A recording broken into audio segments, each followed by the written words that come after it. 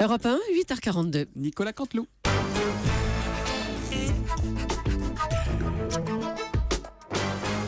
C'est presque de l'info, c'est la revue de presque de Nicolas Canteloup. Et ce matin, c'est Marc-Olivier Fogiel qui est avec nous. Bonjour Marco. Bonjour les amis, vous avez entendu la dernière déclaration de François Hollande hier ? Alors, je cite notre président, la menace terroriste est toujours très élevée. Voilà, on ne l'a pas entendu depuis 8 jours et il ouvre juste pour nous faire flipper un peu plus. Alors, Julie, Thomas, Ouais. chers amis, j'ai fait des recherches sur François Hollande. Alors ? C'est très intéressant. En fait, ça fait 4 ans qu'il ne nous a pas annoncé une seule bonne nouvelle. Notre président, c'est un peu un médecin qui n'annoncerait que des maladies, mais qui n'aurait ni traitement ni médicaments à prescrire. Ce qui expliquerait un chouïa peut-être son impopularité. Enfin, c'est une piste, voilà.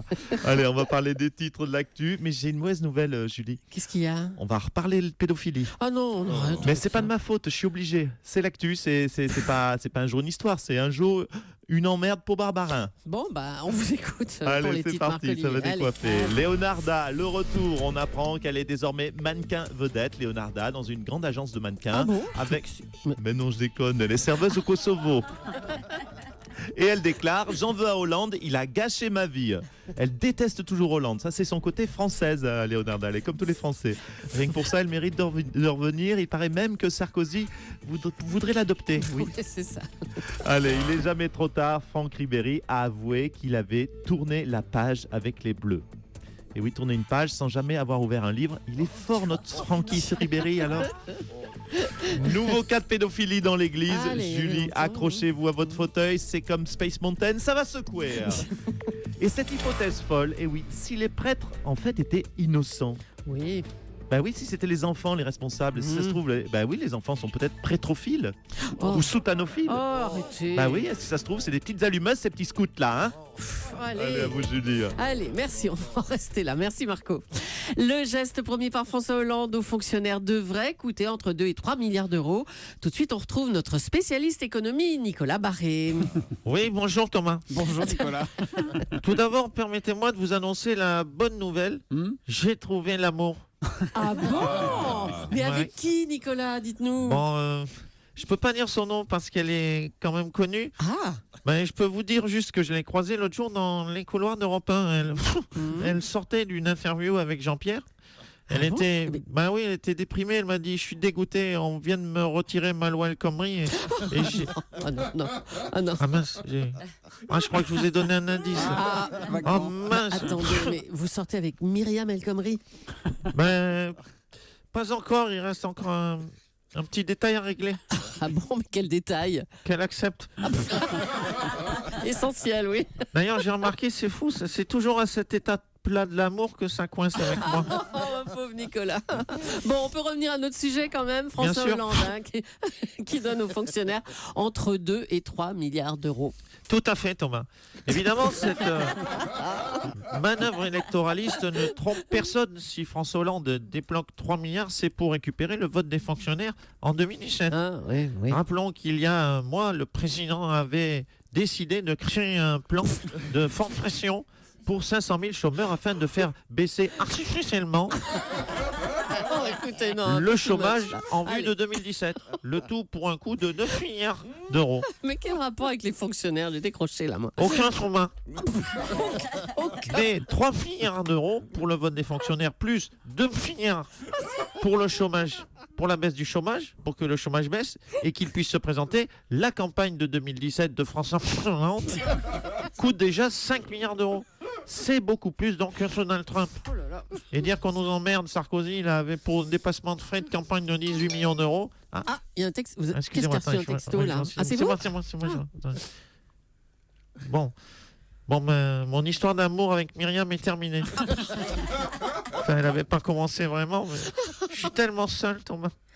Je peux dormir chez vous ce soir, Venez Nicolas. exceptionnellement. Oui, C'est gentil, Bon, bah, Thomas. bon courage, mon pauvre Nicolas Barré. on se mettra tête bêche. Oh là. Ça promet. Il vient de comprendre Il ce est qu'il a dit. fou, mais il est malade.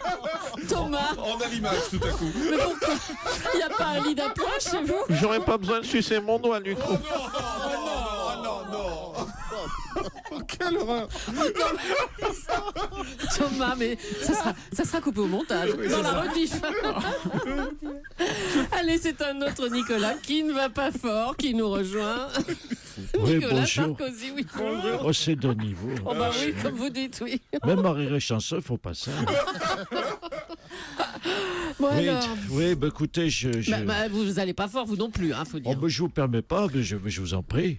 Bonjour quand même. Oui, bonjour quand même. Marion Maréchal Le Pen a dit qu'elle pourrait travailler avec Henri Guénaud. Henri Guénaud, votre plume, une réaction? Une réaction, vous savez où elle peut se la mettre, la plume? Oh, bah alors c'est du même niveau. Oui, ça n'arrête Vraiment, pas, ça, hein. alors là, On n'en c'est sort pas, pas. c'est pas mieux que Thomas Soto. Bon, allez, on a compris. Hein. Oui, oui. Sinon, dans l'actualité, il y a aussi l'affaire du cardinal Barbarin. La Manuel Valls l'a appelé à prendre ses responsabilités.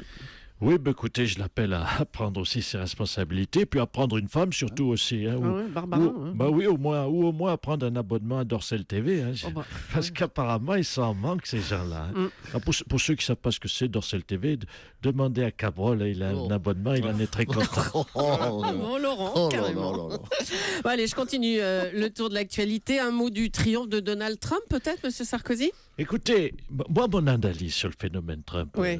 Puisque Nicolas Barré en parlait, Trump est républicain. Il aime l'argent, il aime tout ce qui est bling-bling, il aime les fans mannequins. Parfois, ses idées frôlent l'extrême droite. J'ai l'impression que si j'avais un enfant avec Orlando, le frère de Dalida, il ressemblerait à Trump. Non, vous trouvez pas? C'est pas mal vu. Merci, Nicolas Sarkozy. Je C'est vous en tout? prie. C'est tout pour aujourd'hui? Oui, écoutez, Ah bon. c'est tout. j'ai Bah, pas très mieux. bien. Une info santé maintenant. 110 cancérologues s'indignent contre le coût du traitement des cancers. En 10 ans, ils sont passés de 10 000 à 100 000 euros. Bonjour Michel Simès. Oui, bonjour Marina. Alors voici mon conseil santé, la boîte de paracétamol coûtant 2,50 € seulement. L'hiver prochain, choisissez d'attraper une grippe plutôt qu'un cancer. Merci du conseil. ouais. Oui, écoutez, faites-moi confiance, je suis médecin, vous ne le regretterez pas Marina. Merci Michel. De rien Marina, ça fera 10 000 € la consulte. Oui, c'est bon, c'est bon. Merci, cher Michel. Karim Benzema et Franck Ribéry vont-ils jouer ensemble à l'Euro de foot? Benzema est à 2 doigts d'être réintégré et Ribéry a rouvert la porte. Aimé Jacquet, c'est une bonne nouvelle, ça? Bonjour Bonjour, à Aimé. toute l'équipe. Une bonne nouvelle. Oui. Est-ce que c'est une bonne nouvelle? Oui. Mais c'est miraculeux. Hein. Tout le monde en parle. On croise tous les doigts, on est fébrile, on atteint la bonne nouvelle. Est-ce que Didier Deschamps va reformer l'équipe historique, disons le mot, historique, qui a toujours tout perdu? Ah oui, c'est vrai que Benzema et Ribéry n'ont jamais rien gagné en équipe de France. C'est Ah ça. mais mieux que ça, ils ont même eu la rigueur d'être toujours réguliers, toujours ridicules. Hein, Ribéry, c'est quand même un des leaders qui a refusé de descendre du bus en 2010. Hein, qui était dans l'équipe quand on s'est fait éliminer au premier tour de l'Euro en 2008? Ribéry et Benzema. Ribéry, Benzema. Quand on est sorti par la petite porte à l'Euro 2012, qui était encore là? Ribéry, Benzema. Alors vous imaginez si on est fébrile, si on attend la bonne nouvelle avec impatience, est-ce que Ribéry et Benzema vont nous offrir une nouvelle teon à l'Euro ou pas? Ou une teon, il parle Jones, Aimé Oui, Jacquet. oui. Merci beaucoup. On verra, qu'est-ce que vous voulez que je vous dise. Merci beaucoup. Pas grand-chose. Benoît Magimel sera jugé en avril pour usage de stupéfiants et blessures involontaires. Et alors, Benoît Magimel, il va bien être obligé... Magigi. Oh, le petit Magimel. Oui. Je suis tout stressé pour lui. J'ai le trac. Alors, Gérard Depardieu, le trac, comment ça, vous avez le trac pour lui? Bah oui, mais tu sais, ton premier procès pour accident, c'est jamais facile pour un acteur. On sait jamais ce qui va vous arriver. Moi, je me souviens, la première fois que j'ai envoyé mon scoter dans la vitrine d'un restaurant, j'avais un trac de dingue devant le juge. Puis après, ça passe. Benoît, mon petit gars, tu verras, ça passe, t'en fais pas. Quand tu foutras une bagnole dans la Seine par semaine, t'en auras rien à foutre des juges. T'inquiète pas, mon Benoît Magimel, t'es sur la bonne voie. Hein, tiens, même, va plier une Ferrari contre l'Arc de Triomphe et pisse sur la flamme du soldat inconnu. C'est ça, ouais. Avec 3 grammes dans le sang. Et puis fais-toi un rail de coke devant le mémorial de Charlie. Là, tu deviendras vraiment un monstre On sacré. se calme, Gérard Depardieu, ça va. Marion Maréchal Le Pen, on l'a entendu tout à l'heure, craint que le mariage pour tous ouvre la voie à la polygamie. Marine Le Pen, bonjour. Bonjour, ou plutôt bon dia, devrais-je dire, si c'est ça, puisque vous avez avoué à demi-mot ce matin que vous étiez portugais.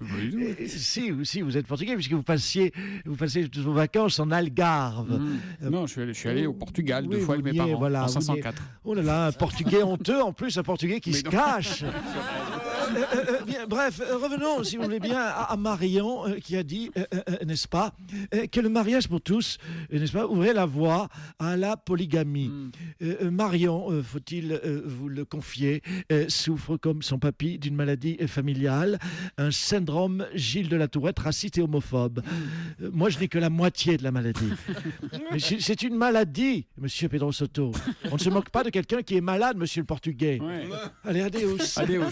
Merci beaucoup, Nicolas Canteloup, qu'on retrouve en direct demain à 8h40 sur Europe 1 pour la revue de presse. Mais aussi à 12h50 dans Europe Midi avec Jean-Michel Apathy et Maxime Switek.